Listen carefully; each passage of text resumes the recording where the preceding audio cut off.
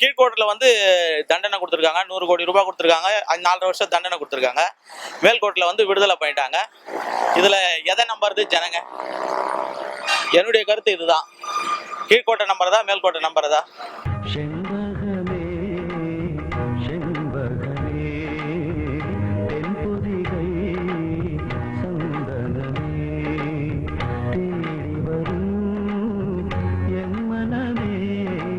She has done many things for Tamil Nadu, means she has developed it very much, and yeah, it's good only to release her. Tamil Nadu का वो उधर का भी improve बहुत किया है, बहुत फैंस है उनका. हम आपके रेनकोट फैमिली वर्दरा नमस्ते. सभी उसके आज उसको रिलीव होने के लिए सभी भगवान को प्रेयर करते हैं. और मतलब क्योंकि अच्छा आदमी के लिए ही सभी प्रेयर करेंगे, बुरे आदमी के लिए कोई नहीं करेगा. पूजा कराना है चल रहा है. इसलिए हम भी हमारे तरफ से भी, हम दोनों की तरफ से है, उनको जैसे भी डिसाइड हो जाओ. पब्लिक भी मतलब उनको सपोर्ट करते हैं, हम लोग भी. अच्छा आदमी के अच्छा ही होगा, भगवान के हम भी प्रेयर करते हैं. उतना मेरा बस. अच्छे लोग अच्छा ही बोलेगा, खराब वालों को खराब नहीं बोलेगा. बहुत अच्छा है ஜெயலலிதா, बहुत अच्छा है. பேட்டா எங்க மாத்தறானுங்க, எல்லாம் மாச சம்பளம் தான், அதுவும் பொங்கலையும் புளியரையும் போட்டு கழிச்சு போறானுங்கம்மா. என்னோட கருத்து எப்படின்னாக்கா, ஜெயலலிதா தப்பு செய்திருந்தாக்கா தண்டனை அனுபவிச்சு இருக்கணும். Sad to hear that because the poor people doesn't get justice so early. I know it's 19 years, but they get imprisonment. Instead, she have got the bail all because of money and power.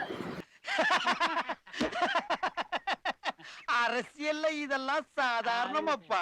Jayalalithaa பத்தி சொல்லணும்னா ஆக்சுவலாக அவங்க எல்லாம் தமிழ்நாடு நல்லது தானே செஞ்சிருக்காங்க. So அவங்க release ஆகிறதுல நல்லது தான் இருக்குது. இப்போ நான் வந்துட்டு பெங்களூர்ல இருக்கிறது. பெங்களூர்ல வந்துட்டு அந்த மாதிரி யாருமே இனிஷியேட்டிவ் எடுத்து பண்ணதில்லை.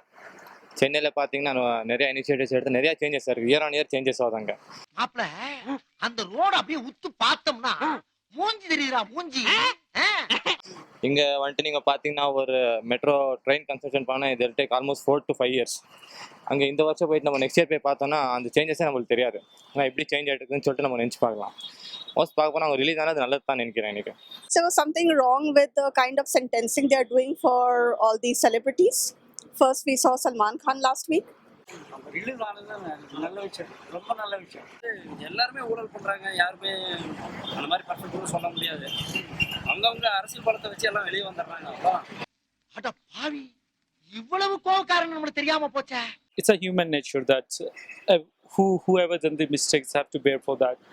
This is not fair. ஜெயலலிதாவை ரிலீஸ் பண்ணது எனக்கு என்னமோ வந்துட்டு சட்டம் ஒழுங்கு சரியா இருக்க மாதிரி தெரியல. ஒரு சாதாரண தண்டனை அப்படின்னா ஹெல்மெட் இல்லாமையோ லைசன்ஸ் இல்லாமையோ வரவங்கள 1000 ரூபா 2000 சொல்லி ஃபைன் வாங்குறாங்க.